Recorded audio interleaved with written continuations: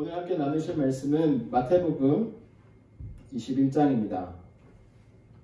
1절부터 11절까지 우리 함께 일어서서 한 절씩 교독하도록 하겠습니다. 마태복음 21장 1절에서 11절까지의 말씀.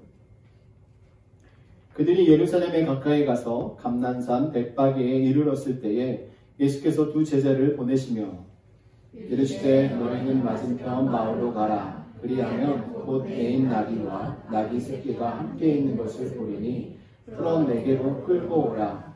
만일 누가 무슨 말을 하거든 주가 쓰시겠다 하라. 그리하면 즉시 보내리라 하시니 그는 선지자를 통하여 하신 말씀을 이루려 하시니라. 일렀으되 시온 딸에게 이르기를 내 왕이 내게 임하나니 그는 겸손하여 나귀 곧 멍에 매는 짐승의 새끼를 탔도다 하라 하였느니라. 제자들이 가서 예수께서 명하신 대로 하여 나귀와 나귀 새끼를 끌고 와서 자기들의 겉옷을 그 위에 얹음에 예수께서 그 위에 타시니 무리의 대다수는 이들의 겉옷을 길에 펴고 다른 이들은 나뭇가지를 베어 길에 펴고 앞에서 가고 뒤에서 따르는 무리가 소리 높여 이르되 호산나 다윗의 자손이여 찬송하리로다. 주의 이름으로 오시는 이여 가장 높은 곳에서 호산나 하더라. 예수께서 예루살렘에 들어가시니 온 성이 소동하여 이르되 이는 누구냐 하거늘. 함께 읽습니다. 우리가 이르되 갈릴리 나사렛에서 나온 선지자 예수라 하니라. 아멘. 자리에 앉아주시기 바랍니다. 네, 오늘은 종려주일입니다. 여러분 종려주일 매년 맞이하고 계시잖아요. 종려주일을 맞이하실 때마다 어떤 마음을 가지고 계십니까? 그냥 지나가는 주일과 동일하게 생각하고 계십니까? 여러분, 이 종려주일은요 바로 예수님께서 고난당하시는 그 주간 바로 전에 드리는 예배입니다.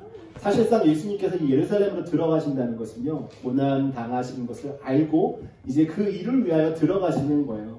그러니까 저희가 종려주일을 통해서 예수님께서 예루살렘에 입성하시는 것을 함께 기뻐하며 호산나 찬양해야겠지만 또 한편으로는 앞으로 예수님께 있을 사역을 우리가 생각하면서 깊이 묵상하는 시간을 가져야 합니다. 이 종려주일의 이 어원이 어디서 왔냐면요. 예루살렘에 예수님이 입성하실 때 사람들이 종려나무 가지를 흔들어서 맞이했잖아요. 그 나뭇가지를 흔들고 바닥에 깔고 막 이래서 거기서 이 종려주일이라는 말이 이제 시작이 되었습니다. 여러분, 오늘 이 본문 말씀은 사실 제가 저희 교회를 시작하면서부터 종려주일을 지금 세 번째 맞이하고 있는데요. 똑같은 본문으로 지금 세 번째 설교를 하고 있는 겁니다. 네, 여러분 들으신 분들은 혹시 작년하고 똑같은 본문인데 라고 생각하신 분도 계실 거예요. 근데 다른 복음서에도 보면요 내용이 비슷합니다. 네, 이 말씀을 통해서 정말 주님을 위한 섬김은 무엇인가에 대해서 오늘 종려주일을 지나면서 저희가 묵상해보기를 원합니다. 이 오늘 본문 말씀의 내용은 정말 구속의 주이시고 우리의 메시아 되신 예수님께서 이제 정말 모든 사역의 전환점을 맞이하는 순간이에요. 이제 모든 사역을 마치고 정말 생명을 내어놓으시기 위해서 예루살렘으로 들어가시는 중입니다. 예수님께서 이 땅에 오실 때는 온 우주의 왕으로, 평화의 왕으로, 또 유대인의 왕으로 이 왕의 길을 걸으면서 사실 이 땅에 오신 거예요. 그렇죠? 그래서 예루살렘에 입성하실 때 만천하에 공개됐을 때는 이스라엘 백성들이 다 자신의 왕으로 생각을 했습니다. 예수님께서 생각하고 있는 왕과 이스라엘 백성들이 생각하는 왕이 차이가 있었죠. 많이 달랐죠. 이스라엘 백성들은 예수님을 자신들을 정치적으로 해방시켜줄 왕으로 생각을 했던 겁니다. 정말 자신의 나라의 왕으로 이제 왕자에 앉아서 자신들을 통치해주고 로마의 압제로부터 벗어나게 해줄 왕으로 생각을 했다는 것이죠. 그런데 예수님께서 예루살렘에 입성하실 때 만약에 그런 왕으로 오셨다면 나귀를 타고 입성하지 않으셨을 거예요. 말을 타고 입성하셨을 것입니다. 왜냐하면 그 당시에 말은 전쟁을 의미하고요. 승리를 상징합니다. 전쟁에 나갈 때 말을 타고 나가서 그 당시에 싸운다는 것은 그 시대의 보병들과 기마병의 싸움 누가 이기겠습니까? 기마병이 이길 거 아니에요. 왕이 그 말을 타고 이렇게 옴으로써 전쟁에서 승리할 계가를 부르면서 들어가는 것처럼 아마 했을 거란 말이죠. 그런데 예수님께서는 말을 타지 않으시고 나귀를 타고 그곳을 지나가셨습니다. 이 나귀는 평화의 상징입니다. 그 이유는 말은 사람들이 싸우기 위해서 그 말을 타지만 나귀는 싸우기 위해서 타지 않기 때문에 그래요. 나귀는 집안의 일을 돕고 주인의 일을 돕는 그 위치에서 사용되기 때문에 그 당시에 유대인들이 생각하고 있는 나귀는 이렇게 전쟁과 상관이 없었고 오히려 평화에 더욱더 가깝게 인식이 되어 있었습니다. 평화의 왕으로 이 땅에 오신 예수님께서 나귀를 타고 입성하시는 것은 지극히 당연한 일이었던 거예요. 그런데 그때 백성들은 자신들의 옷을 깔고 예수님이 들어오시는 것을 찬양하면서 맞이하고 있는 그 순간에 평화의 왕으로 오신 예수를 맞이하는 것이 아니라 자신들을 정치적으로 해방시켜줄 왕으로 맞이하고 있었던 거예요. 여러분들은 예수님을 어떤 분으로 여러분 삶 속에 모시고 계십니까? 혹시 이스라엘 백성들처럼 여러분들의 어려운 문제를 해결해주고 정말 자유를 주실 정치적으로 해방을 생각했던 이스라엘 백성들처럼 나의 문제만을 해결해줄 예수님으로 생각하고 계십니까? 예수님은 물론 저희들의 문제를 해결해 주실 수 있는 분입니다. 하지만 예수님은 실질적으로 저희들에게 어떤 분이어야 하냐면 우리의 죄를 구속해 주신, 우리를 죄로부터 속죄해 주신 하나님의 아들로 여러분들 믿으셔야 할 줄 믿습니다. 여러분, 예수님께서 이렇게 십자가를 지시고 자신의 생명을 내어주신 것만큼 큰 섬김이 없습니다. 온 인류를 위해서 예수님께서는 자신의 생명을 내어주시면서까지 섬겨주셨거든요. 그런데 오늘 말씀 속에 보면 그 위대한 섬김을 위해서 아주 소소하고 겸손한 이런 섬김의 모습들이 군데군데 들어있습니다. 그래서 저희들은요, 오늘 말씀 속에서 주님을 위한 섬김은 과연 어떤 섬김인가, 어떤 섬김이 있었는가, 그것을 살펴보면서 은혜를 나누기를 원합니다. 첫 번째 섬김은요, 나귀의 섬김이에요. 나귀. 본문 말씀 속에서 예수님께서 예루살렘으로 입성할 때 중요하게 사용된 도구는 나귀예요. 어떤 사람의 무등을 타고 지나간 것도 아니고 또 어떤 사람의 마차를 타고 지나간 것이 아닙니다. 또 제자들의 손을 붙잡고 지나가지도 않았습니다. 나귀를 타고 예루살렘 성으로 들어가셨어요. 2절 말씀에 보면 이르시되 너희는 맞은편 마을로 가라. 그리하면 곧 매인 나귀와 나귀 새끼가 함께 있는 것을 보리니 풀어내게로 끌고 오라 라고 말씀하고 있습니다. 흔히 예수님께서 이렇게 위대한 일을 이루실 때 사람들이 생각한다면 이왕이면 좀 알아주는 사람을 좀 세워서 써주기를 원하지 않겠습니까? 아무도 모르는, 정말 아무도 생각하지 않았던 나귀를 사용했다는 것은요, 정말 저희들에게 여러 가지 교훈을 주는 모습입니다. 이 내용에 보면 어떤 나귀를 데리고 오라고 말씀하고 있어요? 거기에 보면 곧 매인 나귀와 나귀 새끼를 말하고 있습니다. 매어 있는 나귀를 끌고 오라. 여러분, 나귀 보셨어요? 저희 동네에 오시면 나귀를 보실 수 있습니다. 저희 집 바로 옆에 목장이 있잖아요. 소들이 그렇게 많은데요. 그 중에 당나귀가 딱 한 마리가 있어요. 한 마리가 있어서 저희가 산책을 갈 때마다 지나가면서 나귀 이렇게 부르거든요. 그러면 쳐다봐요. 근데 나귀를 풀어놓고 키웁니다. 묶어놓지 않았어요. 그래서 그 나귀는 자신의 마음대로 여기저기 다니면서 풀을 뜯고 소들 사이에서 자신이 소인 양 이렇게 살아가고 있어요. 여러분, 주인이 그 나귀를 찾을 때 매어있는 나귀를 찾을 때가 쉽겠습니까? 풀어져 있는 나귀를 찾는 게 쉽겠습니까? 네, 매어있는 나귀를 찾는 게 쉬워요. 저희도 산책 가서 이렇게 볼 때 나귀가 안 보이면 두리번 찾습니다. 오늘 이 나귀가 어딨나? 나귀를 볼 때마다 왠지 그 긴 속눈썹으로 이렇게 아주 동그란 눈을 가지고 있는 나귀가 눈웃을 치는 것 같은 느낌이 들거든요. 네, 예수님께서는 그냥 풀어져 있는 나귀나 성인 나귀나 그런 나귀를 원하셨던 것이 아니라 메인 나귀를 원하셨어요. 메인 나귀를 끌고 오라고 말씀하셨는데요. 예수님께서 쓰실 도구를 직접 고르셨어요. 여러분 생각해 보십시오. 여러분들은 이렇게 예수님께서 나귀를 가지고 오라 했을 때 그 지역에 있는 건너편 마을에 있는 매어 있는 나귀를 딱 집어서 말씀하셨다는 거거든요. 예수님의 일을 감당할 때 저희들에게도 예수님이 이와 같이 사명을 맡기실 때가 있습니다. 예수님이 콕 집어서 여러분들에게 하실 일을 맡기실 때가 있다는 거죠. 저희들이 그런 상황을 맞이할 때 우리들이 가져야 될 태도는요, 그 주님의 부르심을 순종하면서 주님께 나아가야 하는 것입니다. 여러분은 어디에 매여 계십니까? 여러분은 그냥 매여 있는 곳이 없이 그냥 세월 따라, 시간 따라, 감정 따라 이렇게 흘러가면서 살고 계십니까? 하나님께서 사용하시기 좋은 하나님의 도구는요, 매여 있는 자예요. 나귀는 줄에 매여서 움직이지 못하게 있었지만 하나님을 믿는 저희들은요, 성령에 매여 있어요. 성령에 사로잡혀서요, 성령이 이끄시는 대로 성령이 저희를 확 붙잡고 있을 때 우리는 가만히 있어야 돼요. 우리가 아무리 발버둥 쳐도 움직일 수가 없습니다. 다른 곳으로 갈 수 없어요. 세상으로 갈 수 없습니다.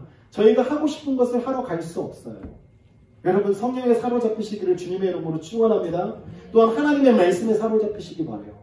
하나님의 말씀에 사로잡힐 때 여러분들이 이 땅 가운데서 하나님이 기뻐하시는 그 길을 갈 수 있는 것이고요. 하나님의 말씀에 사로잡혀 있을 때 하나님께서 지금 나에게 무엇을 원하는지를 즉시 깨달을 수 있게 되는 것입니다. 여러분, 5절 보십시오. 5절에 보면 시온 딸에게 이르기를 내 왕이 내게 임하나니 그는 겸손하여 나귀 곧 멍에 매는 짐승의 새끼를 탔도다 라고 이야기하고 있어요. 그러니까 나귀는요, 그냥 매어만 있는 것이 아니라 멍에도 매어야 하는 존재입니다. 그 멍에를 스스로 맬 수 있습니까? 스스로 멍에를 못 매요. 주인이 그 멍에를 올려주어야 맬 수 있다는 것이죠. 이 말은 저희들이 주의를 감당할 때 저희들의 멍에를 메고 내리고의 그 주체는 하나님이라는 것이죠. 근데 대부분 저희들이 신앙생활할 때 그러잖아요. 이 일을 감당하지 않고의 결정의 주체가 저희가 될 때가 너무나 많습니다. 우리의 환경을 바라보고 내 형편과 내 상황을 볼 때 못할 때도 있다라고 판단되거든요. 육신적으로 보면 지극히 그렇습니다. 그런데 오늘 이 말씀을 통해서 주시는 교훈은요, 멍에를 매는 짐승을 주님께서 사용하시는 이 말씀을 통해서 저희가 주님의 일을 감당할 때는요, 주님께서 이 일을 맡겨주시면 하고 주님께서 이 일을 내려주시면 손을 놔야 하는 거예요. 근데 우리가 맡아서 일하는 거는 너무나 잘합니다. 그런데 그 일에서 내려오는 건 너무나 못해요. 어떤 분들은 이 일은 꼭 내가 해야 하는데 라고 생각하는 분들이 계셔서 다른 분들이 교회에서 이렇게 같이 멤버가 되고 오랜 시간을 함께 하면서 사역에 인volve할 때 그 일은 나 아니면 안 되라고 생각하시는 분 때문에 그 일에 들어가지 못하는 경우가 많이 있습니다. 근데 여러분, 우리가 지혜롭게 신앙생활하는 분들은요, 이 말씀의 교훈을 통해서 깊이 생각하셔서요, 우리가 어떤 일이든 하나님께서 주시면 순종함으로 감당하고 또 하나님께서 그 일을 옮겨주셔서 다른 이에게 맡겨주시고 나에게 쉬라고 하면 쉴 줄도 아는 자가 되어야 하는 것입니다. 우리가 일을 막 무조건 한다고 다 좋은 것은 아니에요. 우리가 쉬어야 할 때는 쉬어야 합니다. 하나님께서 그것을 보고 저희들에게 일을 주시기도 하고 맡기시기도 하고 그렇게 하는 거예요. 주님께서 저희들을 필요하셔서 부르신 줄 믿습니다. 그렇기 때문에 하나님께서는 분명히 저희들에게 어떤 사명이든지 맡겨주실 거예요. 그런데 그 맡겨주신 사명을 가지고 이건 내가 할 수 있고 이건 내가 할 수 없고 이거는 내가 하면 기분이 좋고 이거는 하면 기분이 안 좋고 아니면 이 일을 하면 사람들이 알아봐 줄 것 같고 이 일을 할 때 사람들이 알아봐 주지 않을 것 같아서 만약에 판단을 한다면 그것은 우리가 잘못된 자세로 주의를 맡게 되는 것입니다. 여러분, 주인이 나귀를 메어놓고 또 멍에를 주인이 올렸다 내렸다 하면서 나귀의 갈 길을 알려주는 것처럼 저희들도 주님께서 저희들을 묶어서 메어서 데리고 계실 땐 그 옆에 딱 붙어 있어야 돼요. 성령에 사로잡혀서 주님과 함께 있으면서 저희들에게 멍에를 메어주실 때 저희들에게 사명을 주셨음을 인지하고 그 멍에를 지고 순종하면서 주인을 따라가야 하는 것입니다. 여러분, 나귀가 갈 때 주인과 함께 가지 주인과 떨어져 가지 않습니다. 주인이 가는 대로 나귀는 묵묵히 앞을 보고 나아가게 되는 거예요.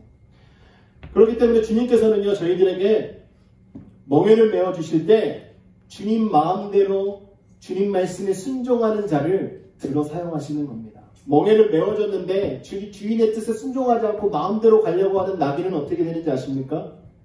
가차없이 채찍질을 맞게 됩니다. 채찍질을 당하는 거예요. 그래서 정신 차리게 해서 원래 가고자 하는 주인이 원하는 그 길로 걸어가게 하는 것입니다. 사랑하는 성도 여러분, 여러분의 그 섬김의 자리에서 여러분은 과연 어떤 모습으로 계십니까? 오늘 말씀 속에 나와 있는 이 나귀를 통해서 주시는 이 교훈을 좀 저희가 들여다보면서 저희들의 섬김의 자세도 조금 돌아보았으면 좋겠습니다. 특별히 저희 교회는 이제 성도들이 많지 않기 때문에 한 분 한 분의 섬김이 너무나도 소중한 교회예요. 물론 어느 교회든지 다 마찬가지입니다. 그렇기 때문에 여러분들의 그 섬김은요, 여러분들의 그 섬김으로 말미암아 저희 교회가 조금씩 성장해가고 하나님께서 맡겨주신 그 비전을 성취하면서 이루어가는데 아주 귀중한 시드가 되는 거예요. 그래서 여러분들이 항상 성령에 사로잡히고 말씀에 사로잡혀서 주님께서 기뻐하시는 그 자리에서 여러분들에게 주신 그 사명을 감당하시는 성도가 되기를 원합니다. 여러분 마가복음 11장 2절에 보면요 이렇게 말씀해요. 이르시되 너희는 맞은편 마을로 가라. 그리로 들어가면 곧 아직 아무도 타보지 않은 나귀 새끼가 메어 있는 것을 보리니 풀고 끌고 오라. 여기 보면 아무도 타보지 않은 나귀의 새끼입니다. 이 말씀의 내용은 마가복음하고 누가복음에만 나오고 있어요. 오늘 읽으신 본문에는요 7절에 보면 그냥 어미와 새끼 2마리를 끌고 왔다라고만 되어 있습니다. 아무도 타보지 않았다라는 언급이 없어요. 예수님께서 아무도 타보지 않은 이 나귀를 데려다가 사용하신 것, 이것을 우리가 주의 깊게 보셔야 합니다. 여러분, 우리가 주를 섬길 때요, 다른 일을 하면서 다른 일을 하다가 주를 섬기는 것보다 그냥 주를 섬기는 것이 가장 좋다는 거예요. 주님이 가장 우선이 되어야 합니다. 아무도 타보지 않았다라는 것은요, 아무데도 써본 적이 없는 거예요. 이제 처음 써보려고 하는데 그것을 주를 위해 썼다라는 것이죠. 여러분들에게 많은 재능이 있습니다. 여러분들에게 하나님께서 주신 탤런트가 있습니다. 하나님께서는 하나님을 위하여 쓰라고 여러분들에게 주셨는데 여러분들이 그것을 하나님을 위해서 쓰지 않고 혹시 내 만족과 내 여가 생활과 또 내 자유로움을 위해서만 사용하고 계시진 않습니까? 여러분 그 모든 것을 주님 앞에 내려놓고 주님이 우리의 삶의 주인이 되셔서 주님을 가장 먼저 여러분의 삶의 주인으로 모시고 주님을 태우고 가는 나귀가 되어야 하는 줄 믿습니다. 여러분 이러한 나귀의 섬김을 통해서 저희가 교회에서 섬길 때 또 여러분들이 살아가는 삶 속에서 주를 위해서 하나님의 영광을 드러내기 위해서 섬김의 그 자리에 서기를 원하신다면 오늘 나귀를 통해서 주시는 이 섬김의 모습을 본받기를 원합니다. 특별히 여러분 성령에 사로잡혀서 성령님이 인도하시는 대로 하나님이 주시는 그 사명을 감당하시기를 주님의 이름으로 축원합니다. 우리가 어떤 일을 감당할 때 그 일을 한다고 해서 교만해질 필요가 없습니다. 저희들에게 주신 그 사명은 하나님께서 주신 거예요. 그래서 저마다 그 멍에가 클 수도 있고 작을 수도 있습니다. 하지만 하나님 앞에서는 모두가 다 똑같다라는 사실을 여러분 인정하시고 여러분 묵묵히 그 일을 감당하신다면 그것이야말로 평화의 왕으로 오신 예수 그리스도를 섬기는 것임을 믿으시기 바랍니다. 여러분 두 번째 섬김은요 주인의 섬김이에요. 이 나귀의 주인이 섬기는데요 어떻게 섬기냐면 3절에 보십시다. 만일 누가 무슨 말을 하거든 주가 쓰시겠다 하라. 그리하면 즉시 보내리라. 여러분 여기에서 나타나는 주인의 섬김은요 아니 어디 섬기는 게 있어 그냥 달라고 해서 그냥 준 것뿐인데 그런데 여기 보면요 즉시 보냈다라고 이야기합니다. 예수님의 말씀이 떨어지자마자 즉시 나귀를 내어줬어요. 여러분 어떤 신학자는요 이렇게 이야기해요. 이미 다 알고 있는 사이였기 때문에 예수님이 말했을 때 그냥 바로 준 것이다라고 이야기하는데요. 근데 그게 말이 되지 않습니다. 만약에 그것이 사실이라면 제자들이 갔을 때 어디에 쓸 거냐고 물어보지 말아야죠. 미리 이야기가 됐다면 주님이 다 얘기했을 텐데 왜 물어봅니까? 그런데 주인은 제자들에게 물어봤다는 거예요. 그래서 누가 무슨 말을 하거든 주가 쓰시겠다 하라. 이렇게 말을 하라고 주님이 가르쳐 주셨잖아요. 여러분 또 여러분의 것을 누군가가 달라고 할 때 아무 생각 없이 고민 없이 바로 이렇게 싹 내어준다는 것 이것이 참 쉬운 일입니까? 결코 쉬운 일이 아니잖아요. 그런데 이 주인은요 예수님께서 쓰시겠다고 말씀하셨다는 이 말을 듣자마자 즉시 나귀를 보내주었어요. 자신의 소유가 남에게 지금 이전되는 건데 그것을 고민하지 않고 그냥 내어줬습니다. 주면서 어떤 대가를 바라지도 않았어요. 가져가려면 이 한 세계를 나에게 주고 가져가세요. 이렇게 얘기를 하지도 않았다는 것입니다. 여러분, 이 주인과 같은 마음을 저희들이 품어야 합니다. 여러분들에게 섬김의 기회가 주어졌을 때 고민하지 마십시오. 여러분들이 고민한다고 그 일이 고민되어져서 좋은 결정을 할 수 있는 게 아니에요. 하나님께서 여러분을 쓰시겠다 하는 거는요, 하나님께서 이미 결정하신 일입니다. 그렇기 때문에 여러분은 거기에 순종만 하시면 되는 거예요. 근데 그 순종이 immediately, 즉시 그 말을 듣자마자 이루어져야 한다는 것이죠. 여러분들이 고민하고 생각하고 마음을 정하지 못하고 있는 그 시간만큼 여러분들이 하나님의 일을 기쁨으로 감당할 그 시간이 점점 줄어드는 거예요. 여러분, 저희들이 인생을 살아가다 보면 그런 일도 많잖아요. 돌아볼 일이 많고 또 직장 생활도 하셔야 되고 가정도 돌보셔야 되고 해야 될 일이 참 많습니다. 그런데 주님께서 어떤 일을 나에게 맡기실 때 그 일을 결정할 때 여러분들 어떻게 결정하십니까? 일단 삶을 탁 펼쳐보잖아요. 이 일을 내가 할 수 있나 없나, 시간이 있나 없나, 내가 이때는 무슨 일을 원래 하고 있었는데 이거를 포기해야 이 일을 할 수 있는데, 이런 생각들을 하지 않습니까? 여러분, 저희들에게 맡겨진 일을요, 바로 순종하는 자세가 필요하고, 또 저희들이 해야 할 일을 오늘에서 내일로 미루지 않는 이런 자세가 필요합니다. 여러분, 미국의 건국의 아버지라고 불리는 벤자민 프랭클린 아시잖아요. 100불짜리도 얼굴이 딱 들어가 있는데요. 이 벤자민 프랭클린이 어떤 농부를 이렇게 보게 되었습니다. 한 농부가 달구지에다가 자신이 농사를 지었던 그 농산물을 가지고 올라온 거예요. 그래서 프랭클린이 놀라서, 아니 당신이 어떻게 이것을 저에게 가지고 왔습니까?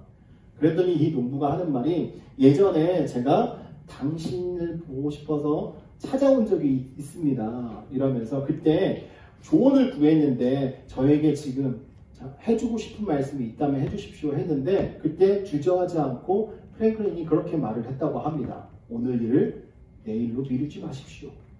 그래서 이 농부는 아주 리더십이 있고 유명한 분이 하신 말씀이니까 그것을 적어가지고 집에 간 거예요. 집에 가서 소 달구지에 적어서 붙여놓고 집에다도 붙여놓고 이러면서 농사일을 했다고 합니다. 오늘 일을 내일로 미루지 않고 해야 하니까 일이 얼마나 많겠습니까? 하루가 지날 때까지 못 끝내서 다음날 하고 싶은 때도 그냥 그날 다 마무리하는 이런 습관을 들이면서 지낸 거예요.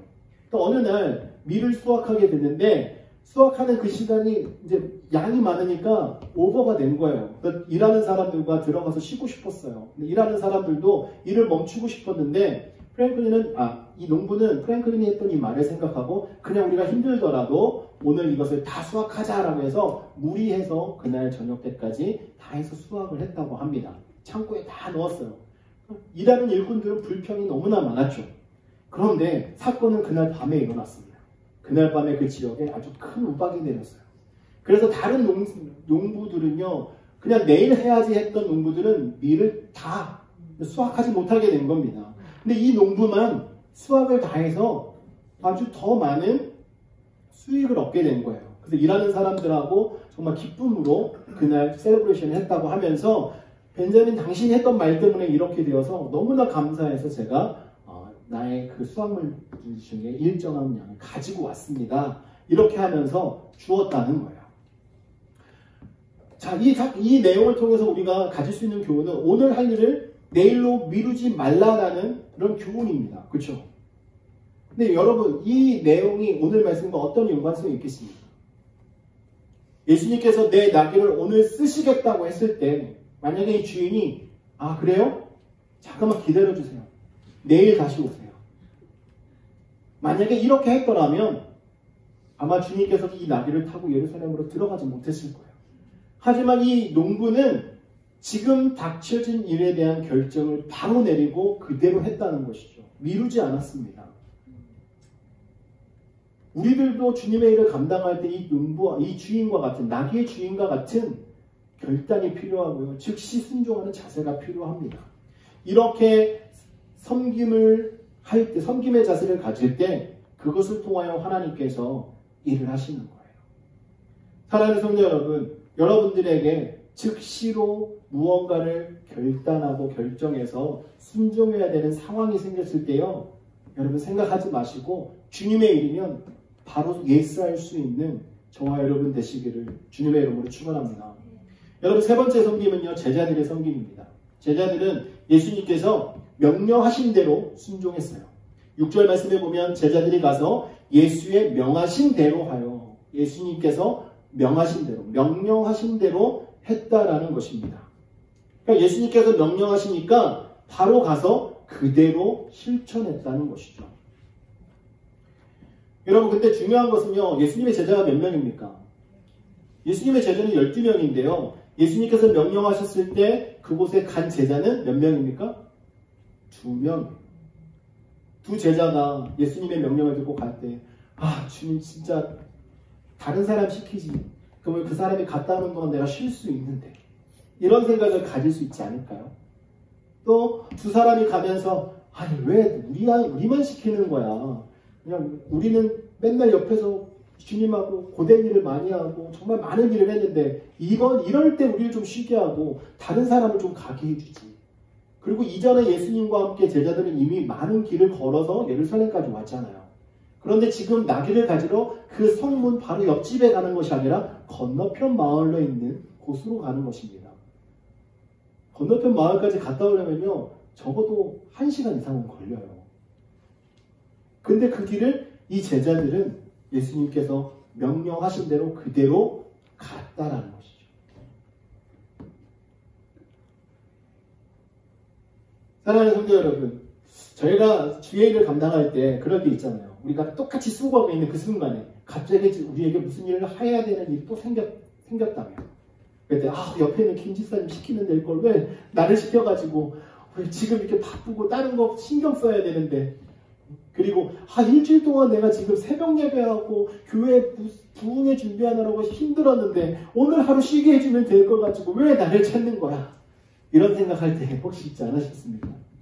저는 예전에 그런 경우가 있었어요. 정말 교회에서 하는 모든 행사를 다 감당하고 다 하고 목회자가 되기 전에요. 다 했는데 또 저한테 하래요. 그래서 아니 왜 저밖에 없어요? 라고 막 이야기한 적이 있습니다. 아니 얘는 안 하고 있는데 왜 얘는 안 시키고 저만 시킵니까? 근데 여러분들에게 무언가 주어진다는 것은요, 여러분의 은혜이고 여러분의 복이에요. 주님께서 여러분들을 위해서 정말 일을 시키실 때는요, 주님께서 명령하신 대로만 하시면 돼요. 그렇기 때문에 여러분, 어려운 거 없습니다. 여러분들이 그 일을 위해서 고민하거나 여러분들이 그 일을 위해서 뭐 새로운 것을 개발을 해서 그 일을 할 필요가 없다는 것이죠. 주님께서 저희들에게 말씀하신 대로 그대로 가서 전하면 되고 그대로 가서 그냥 행하기만 하면 되는 것입니다. 오늘 이 제자들이 나귀를 데리고 오기 위해서 어떤 고민을 하지 않았어요. 이 나귀를 데리고 올 때 우리가 오른손으로 끌고 올까, 왼손으로 끌고 올까, 아니면 네가 끌고 올래, 내가 끌고 갈까, 이런 고민을 하지 않았습니다. 그렇죠? 그냥 가서 주인이 주는 대로 받아서 둘이 아주 사이좋게 다녀왔어요. 근데 여러분, 저희들이 섬길 때 이런 모습 가질 때 있잖아요. 만약에 어떤 일을 같이 할 때 성도님들 한 여러분이 모여서 일하실 때 갑자기 이거는 당신이 했으면 좋겠어요. 그러면서 이거는 당신이 했으면 좋겠는데요. 서로 의견이 맞지 않아서 다투다가 그럼 저 안 할래요. 이런 경우도 있잖아요. 네, 남의 일을 우리가 같이 해야 될 일을 서로 미루는 경우, 또 일은 제가 할게요. 아니 이분이 하시면 좋겠습니다. 아니요, 이건 제가 하고 싶어요. 또 다른 분이 나타나서 이건 제가 할게요. 서로 남의 일을 자신이 하겠다고 하는 경우도 종종 있습니다. 근데 이 제자들은요, 결코 그렇게 하지 않았어요. 제자들도 그러고 싶지 않겠습니까? 이왕이면 내가 어미 나귀를 데리고 가고, 이왕이면 내가 이 나귀 2마리를 다 끌고 가서 주님으로부터 칭찬을 받고 싶은 이런 생각이 들지 않을까요? 그런 일들이 생길 수도 있다고 봅니다. 그런데 이 제자들은요, 예수님께서 명하신 대로 그대로만 했다는 것이죠. 그러니까 여러분, 주의 일을 감당할 때 고민하지 마세요. 주님께서 여러분들에게 마음을 주신 대로 그대로 순종하시기만 하면 됩니다. 그럼 어려울 거 없어요. 사람의 눈치 보실 필요 없고, 그 일을 위해서 서로 다툴 필요 없고, 우리가 합력해서 선을 이루는 믿음의 공동체가, 협동의 공동체가 되어야 하는데, 서로 내가 먼저 이 일을 하기 위해서, 아니면 내가 이거는 하기 싫어서 서로에게 미루거나 뺏거나 다툴 필요가 없다라는 것입니다. 여러분 성경에 보면요, 주님께서 명령하신 것에 그대로 순종해서 복을 받은 가정이 있고요, 그대로 하지 않아서 저주받은 가정이 있습니다. 아브라함의 조카 롯의 가정을 보세요. 소돔과 고모라에서 나올 때 아브라함의 간절한 기도로 하나님께서 그들에게 구원의 은혜를 허락해 주셨습니다. 그런데 하나님께서 말씀하신 대로 순종하고 명한 대로 했다면 온 가족이 그냥 다 구원을 받았을 텐데요, 소돔과 고모라를 잊지 못해서 뒤를 돌아본 아내는 소금기둥이 돼버리고 정말 그 가정이 온전한 구원을 받지 못했습니다. 노아를 보세요. 노아는 어떻습니까? 노아의 가정은요, 하나님께서 말씀하신 대로 그대로 다 순종했습니다. 정말 해가 쨍쨍 내려지는 날에도 산 위에 배를 지으라고 하니까 그냥 하나님께서 어떻게 어떤 모양으로 거기에 어떤 짐승을 넣고 어떻게 하고 무엇을 너희들이 준비하고 말씀하신 그대로 다 합니다. 그러면서 사람들에게 말씀도 전해요. 하나님이 심판하실 거다. 정작 비가 내리기 시작했던 그 당일은요, 사실은 해가 쨍쨍했어요. 비가 내리지 않을 것 같은 날이었습니다. 그런데 노아의 방주문이 닫히자마자 비가 내리기 시작했잖아요. 하나님의 말씀에 순종을 하니까 노아의 가정이 그대로 구원의 은혜를 입었다라는 사실입니다. 이 롯과 노아의 가정은요, 똑같이 하나님의 명령을 받았던 가정이에요. 그런데 온전하게 순종했던 가정과 온전하게 순종하지 못했던 가정의 그 결과는 너무나도 차이가 있습니다. 이와 마찬가지로 저희들도 하나님의 일을 감당할 때, 저희들이 섬김의 그 자리에 있을 때요, 하나님의 말씀에 그대로 순종하는 분들이 복이 있는 자들입니다. 하나님의 말씀에 그대로 순종하고 하나님께서 명하신 대로 하는 분들이 하나님의 기쁨임을 믿으시길 바랍니다. 그래서 저희 교회 성도 모두가 하나님께서 저희들에게 주신 그 사명에 즉시로 순종해서 하나님께서 명령하신 대로 순종하며 그 일을 감당하는 분들 되시기를 주님의 이름으로 축원합니다. 네, 마지막으로 성경에 보면 오늘 본문 말씀에 또 백성들의 모습이 나와요. 백성들의 섬김. 7절에서 9절까지 보면요, 나귀와 나귀 새끼를 끌고 와서 자기들의 겉옷을 그 위에 얹으매. 여기 자기들은 제자들입니다. 제자들이 자신들의 옷을 벗어서 나귀에 올렸어요. 그리고 예수께서 그 위에 타시니 무리의 대다수는 그들의 겉옷을 길에 펴고, 제자들이 겉옷을 펴서 나귀 위에 올리니까요, 이 사람들은 자신의 겉옷도 벗어서 나귀에 올리고 싶지만 거기에 공간이 부족하잖아요. 예수님이 이미 앉으셨고. 그러니까 길바닥에 깔기 시작했습니다.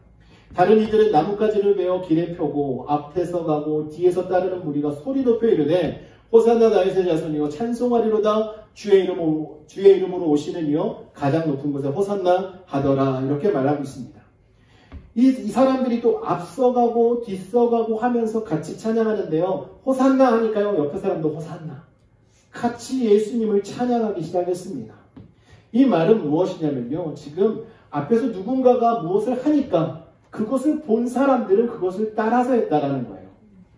예수님의 제자들이 겉옷을 벗어서 나귀에 올리니까요, 사람들은 자신의 겉옷을 벗어서 바닥에 깔았습니다. 또 앞서가는 사람이 호산나 다윗의 자손이여 찬양하니까 뒤서가는 사람들도 호산나 다윗의 자손이여 함께 찬양하면서 들어가는 모습을 보여주고 있는 것입니다. 여러분, 섬김의 모습은 이렇습니다. 저희들이 누군가가 섬기는 모습을 보았을 때 그냥 그것을 보고 지나가는 사람이 아니라 그 섬김의 모습을 본받아서 우리가 함께 동일한 자세로 섬기는 성도가 되어야 하는 줄 믿으시기 바랍니다. 그래서 여러분들 자녀들 교육시킬 때도요, 가정에서 부모님들이 하는 말과 행동이 중요한 게, 여러분들이 하시는 말씀과 행동이 자녀들 삶 속에서 그대로 나타납니다. 근데 어떤 성도님들은 그래요. 자녀들을 교회에 데려다 놓고 교회에서 모든 교육을 잘 시켜주기를 바라는 경우가 많습니다. 신앙 교육을 잘 시켜서 정말 우리 자녀들이 말씀 속에서 살아가고 하나님을 떠나지 않고 살아가기를 원한다고 이야기하면서 교회에다가 이렇게 리퀘스트를 많이 하세요. 그런데 실상 삶 속에 들어갔을 때 교회에서는 교육을 잘 시켜드립니다. 근데 삶 속에 가서 같이 신앙생활하는 부모님은 말씀대로 살아가지 않거든요. 그러니까 부모님들이 하는 그대로 하는 거예요. 그러니까 청소년 때까지만 해도 부모 손에 이끌려서 교회 오던 친구들이 이제 대학생이 되고 장년이 돼서는 교회를 떠나는 이유가 신앙의 좋은 본을 받지 못했기 때문에 떠나는 거예요. 그 모든 책임은 교회만 있는 게 아니라 교회와 그 부모님들에게 있는 것입니다. 여러분, 신앙생활은 우리가 본을 보여주어서 그 본을 받아서 함께하는 자들이 날마다 더해질 때 우리 신앙의 공동체가 더 부흥하는 거예요. 교회 부흥을 말씀드리는 것이 아닙니다. 하나님의 나라가 확장되는 것입니다. 예수 그리스도를 믿고 정말 하나님을 사랑하면서 사모하면서 살아가는 사람이 늘어나기를 바란다면요, 우리가 올바른 신앙의 본을 보여야 하는 거예요. 우리는 온전한 삶을 살지 못하면서 자녀들에게 니네는 똑바로 해야 되라고 말하면 자녀들이 그렇게 할 수 없습니다. 왜냐하면 똑바로 하는 것이 무엇인지 모르기 때문에 그래요. 눈에 보이는 것은 일인데 어떻게 일을 할 수 있겠습니까? 부모님들은 자꾸 너는 일을 해야 돼 라고 이야기하면서 자꾸 일만 보여주는 거예요. 그것이 오늘날 많은 크리스천들이 교회를 떠난 이유예요. 혹시 여러분 주변에 모범적으로 신앙생활 하시는 분들이 계시면 그분들을 본받아서 함께 신앙생활 하시기 바랍니다. 여러분 주변에 신앙생활 잘하는 자녀들이 눈에 보이잖아요? 그러면 여러분의 자녀들을 그 자녀들과 시간을 많이 보내게 해주세요. 그러면 좋은 것을 본받아서 신앙생활을 함께 잘하게 됩니다. 여러분, 교회 안에도 마찬가지입니다. 우리가 신앙 공동체가 서로 선한 영향력을 서로 주고받으면서 신앙생활을 하기 때문에 같이 자라나는 거죠. 한 사람만 잘한다고 그것이 잘 되는 것이 아닙니다. 또 나에게서 좋은 모습이 보이지 않으면요, 그것으로 인한 나쁜 영향력도 주변에서 일어날 수 있기 때문에 우리는 우리의 삶을 돌아보아야 할 책임이 있는 거예요. 여러분, 본문 말씀 10절, 11절 말씀해 보시면 예수께서 예루살렘에 들어가시니 온 성이 소동하여 이르되 이는 누구냐 하거늘 무리가 이르되 갈릴리 나사렛에서 온 선지자 예수라. 예루살렘에 있는 사람들이 저 사람이 누구예요? 물어보니까 예수님을 따라가는 그 무리들이 예수님은 나사렛에서 온 선지자라고 이야기를 하고 있습니다. 이 말은요, 이 무리들이 누군가로부터 들은 소리를 하고 있는 거예요. 본인들도 처음에 궁금했겠죠. 따라가기 전에 누구신데 이렇게 사람들이 환호하나. 물어봤더니 나사렛에서 온 예수라는 사람이래. 이런 얘기를 들은 거예요. 그랬더니 또 들어가서 다른 사람을 물어볼 때 이 사람들이 이제 또 가서 전하게 되었다는 것입니다. 여러분, 복음을 전하는 것도 그래요. 내가 복음을 전하면 그 복음을 들은 사람들이 가서 또 어느 사람이 물어볼 때 이거래, 이렇더래, 이렇게 이야기를 하게 된다는 것이죠. 여러분들이 복음을 전하는 것이 정말 어렵다 생각하시잖아요. 하지만 여러분이 그 일을 하시게 되면요, 그 말을 듣고 그 말을 전하는 사람들이 분명히 생겨납니다. 그러면 나는 한 번만 전했어도요, 내가 만나서 그 사람이 또 다른 사람에게 전할 수 있다는 사실이죠. 여러분, 이런 선한 일들이 우리 주변 구석구석에서 일어나게 될 줄 믿습니다. 여러분, 백성들이 무엇을 알아서 이렇게 말을 했겠습니까? 다만 그들은 제자들로부터 들은 말을 백성들이 다른 사람들에게 전하기 시작했다는 것이죠.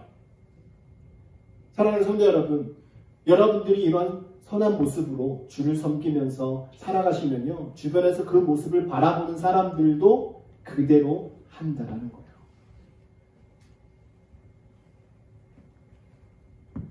사랑하는 성도 여러분, 오늘 말씀을 통해서 주시는 이 겸손의 모습, 섬김의 모습, 정말 주를 위한 섬김은 어떤 모습으로 해야 하는 것인가 여러분이 고민되신다면 오늘 본문 말씀을 조금 더 깊이 묵상해 보십시오. 그러면 진정한 섬김은 바로 이런 모습이구나 라는 것을 깨달을 수 있을 거예요. 특별히 오늘 제가 여러분 말씀을 통해서 말씀드렸던 것처럼 이 나귀처럼 매어있는 성도가 되십시오. 세상에 매이거나 여러분 죄의 육신의 것에 매이지 마시고 성령에 매이셔서 성령이 인도하시는 대로 순종하시고, 또 여러분들이 정말 주님을 섬기는 그 자리에 언제나 여러분들이 계시기를 바라요.